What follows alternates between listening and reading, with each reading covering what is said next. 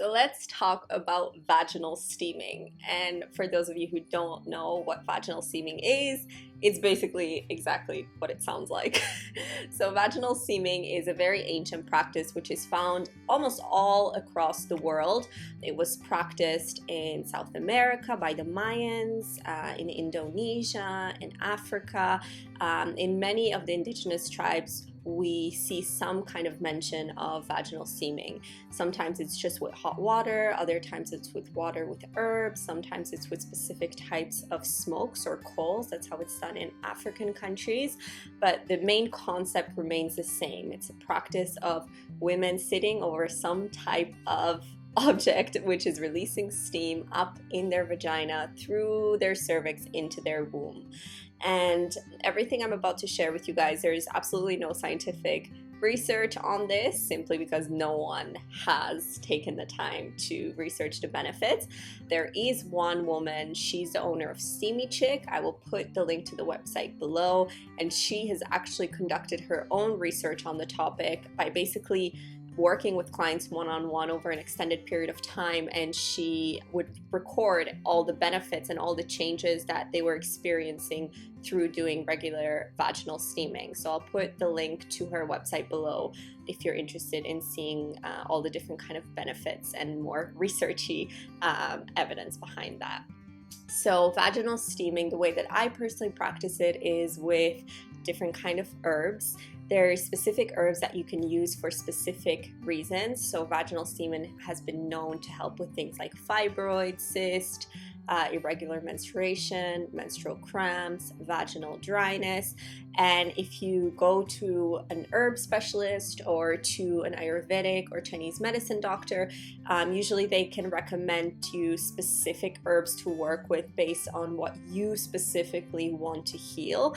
However, there's also a range of herbs which are kind of like the general herbs, which are good for almost every single woman. And I usually use a blend of anywhere from 5 to 8 herbs depending on my mood of that day. And some of those are lavender, rose petals, mugwort, yarrow, just to name a few. And basically I boil a pot of water and then I pour that boiling water over the mix of herbs that I chose, and then I cover the pot with a lid and I let it simmer for anywhere between 5 to 10 minutes. Then I place that pot under my yoni steaming seat, remove the cover, and sit on it and let my vagina steam. And it's a super relaxing experience. I really enjoy it. I do it about twice a month, usually a week before my period and a week after my period. And for me personally, what brought me to yoni steaming was that I had very painful menstrual cramps, and yoni steaming is till this day the only thing which has helped me. So sometimes I forget to steam. Let's say I was traveling or I was really busy and I didn't steam. I usually have cramps that month, and whenever I actually do steam once or twice in the month leading up to my period, I don't have cramps. And one of the theories for that is that when we are menstruating and our uterus is contracting, which is causing the cramps, the reason why sometimes it's contracting very, very strongly and causing you pain is because the uterus is trying to get rid of all the uterine lining. And sometimes the uterus lining has very old blood, old residue, which kind of dries up and stays stuck on the lining. So your uterus is basically just trying to loosen it so it will come out through the period.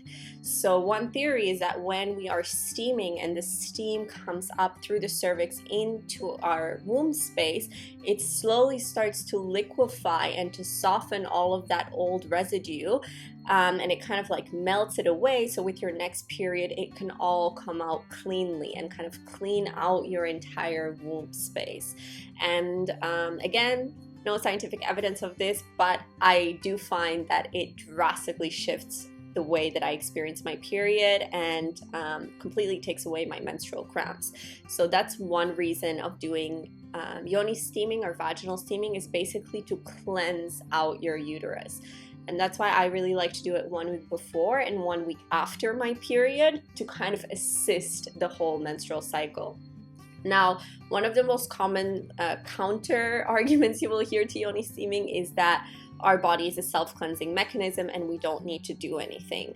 And I really agree with the fact that our body is intelligent and does clean itself. I really don't recommend, for example, using douches or trying to wash out your vagina, because indeed your vagina and your womb cleans itself.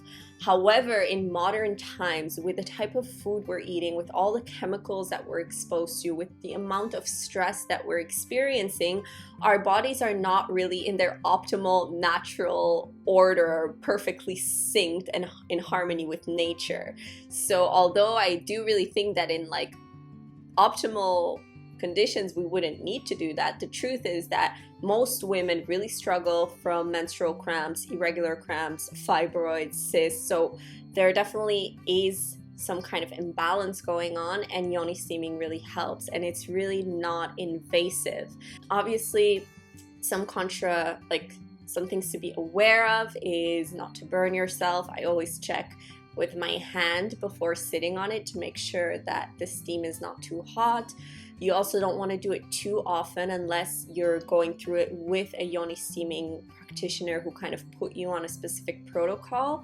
Again, the same website, steamychick.com. I will put the link below.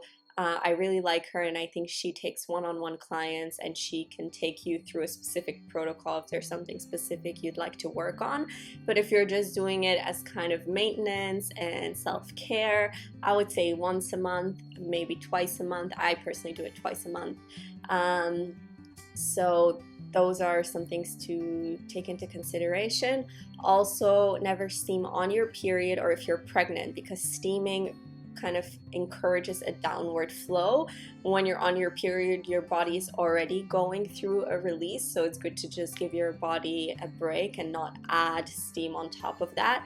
And if you're pregnant, by no means would you want to create a loosening of the cervix, because that could induce a miscarriage. So if you're pregnant or think you might be pregnant, absolutely no steaming. However, steaming is that's one of the ways it's used most in South America. For example, steaming is a way for a mother to recover after birth. So usually they wait a certain amount of time after birth before they start, but then a woman would usually steam once a day for, I think, 10 days to 30 days in order to heal any kind of scar tissue and to make the postpartum stage healing much quicker. So not when you're bleeding, not when you're pregnant, and also not if you have an IUD, simply because, again, all that steam is going to relax your cervix and you don't want your IUD to either come out or to fall out of place. Another time when you shouldn't steam is if you have any kind of infections, yeast infection, bacterial infection, STIs. Although this woman from steamychick.com, whose link I will put below, actually encourages people to steam when they have, for example, a yeast infection, but she does it in a very particular way. So usually she will give you specific herbs and you have to steam every day for 10 days. So I would only recommend doing that with a practitioner, because if you do it by yourself, if you don't do it in the proper way with the right herbs, when you're steaming, it's a moist, hot, and dark environment, which if you have a bacterial infection can make it a very conducive environment for that bacteria to grow if there's already an imbalance. So there's a proper way to do it and an improper way to do it. So just check out the link below and get in touch with her if that's why you're interested in vaginal steaming. But overall, it's also a beautiful ritual to reconnect to your womb. I really love, while I'm steaming, to do my own inner womb meditation. So just visualizing all of that steam coming up through my vaginal canal, through my cervix, into my womb, and kind of giving all this healing energy to my womb, releasing any old stuck residue, both physical and energetic. And then I also like to visualize everything that's no longer serving me, again, both physical and energetic, leaving my body with the next period. So that's why I do it a week before my period.